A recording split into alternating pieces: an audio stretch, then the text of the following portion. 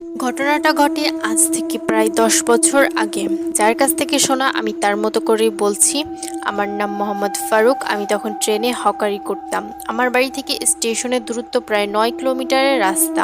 আমি প্রতিদিন ভোরে বের হতাম, সারাদিন হকারি করে রাতে বাড়ি ফিরতাম। আসা যাওয়া করতাম পায়ে হেঁটেই। তখন রাস্তাঘাট এতটাও ভালো ছিল না, তার উপর আবার গ্রামের রাস্তা।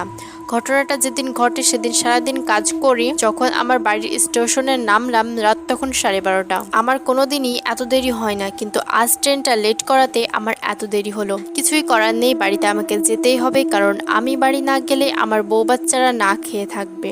আমার স্টেশন থেকে বাড়ি যাওয়ার দুইটা রাস্তা, একটা সোজাসুজি আর একটা একটু ঘোরা যেতে হবে। আমি সোজা রাস্তায় কোনোদিনও আসা যাওয়া করি না, কারণ মানুষের মুখে শোনা যায় ওই রাস্তাটা ভালো না। এসব ভাবতে ভাবতেই আমি সেই দুই রাস্তার সামনে এসে পড়েছি। ভাবছি কোন রাস্তায় যাব। ভাবতে ভাবতে আমি সিদ্ধান্ত নিলাম যে আজ সোজা রাস্তায় যাব, কারণ রাত প্রায় 2টা বাজে। বাঁকা রাস্তায় গেলে অনেক দেরি হবে। তাই আমি যখন রাস্তাটা ধরলাম তখনই হঠাৎ একটা বিড়াল পাশে ঝোপ দিয়ে বেরিয়ে আমার সামনে দিয়ে দৌড়ে চলে গেল। আমি কিছু মনে করলাম না, ভাবলাম বিড়াল এরকম করতেই পারে। নির্জন রাস্তা, একটা পাখিরও শব্দ নেই, শুধু দুপাশের ঘন ঝোপগুলো থেকে ঝিঝি পোকার শব্দগুলো কানে আসছে। আমি এক মনে হেঁটে চলেছি, হঠাৎ সামনে দেখি সেই কবরস্থানটা। আমার শরীরটা একটা ঝাঁকুনি দিয়ে উঠলো, কারণ এই কবরস্থান সম্পর্কে আমি অনেক ভয়ানক কিছু শুনেছি, আর সেজন্যই আমি এই রাস্তাটায় আসা যাওয়া করি না। যাই হোক, এসে যখন পড়েছি তখন আর এসব ভেবে কোনো লাভ নেই। আমি দ্রুত পা চালাতে লাগলাম কবরস্থানটা পার হওয়ার জন্য।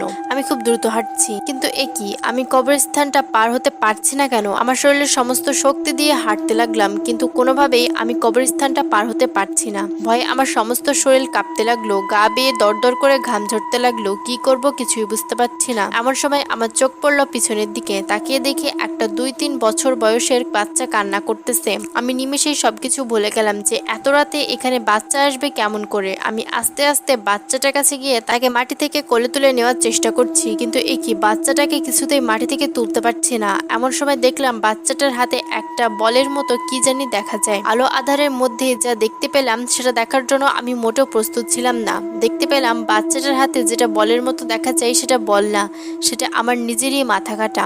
আমার মাথাটা ঘুরতে লাগলো, আমার গায়ের সমস্ত শক্তি দিয়ে সেখান থেকে দৌড়াতে লাগলাম। এমন সময় পিছন থেকে কে যেন ডেকে বলছে, ভুল করেছিস ফারুক, আজ তোকে কে বাঁচাবে। আমার দিক বেদিকে ছুটতে লাগলাম, যেমন করে হোক এখান থেকে যেতেই হবে। আমি কতক্ষণ দৌড়াইছি তার কিছুই বলতে পারবো না। এমন সময় সামনের দিকে তাকিয়ে দেখি অনেক বড় একটা কুকুর আমার পথ আগলে বসে আছে। আমি কুকুরটার সামনাসামনি হতেই দেখতে পেলাম কুকুরটার চোখ দিয়ে আগুনের ফুলকির মতো কি জানি বের হচ্ছে।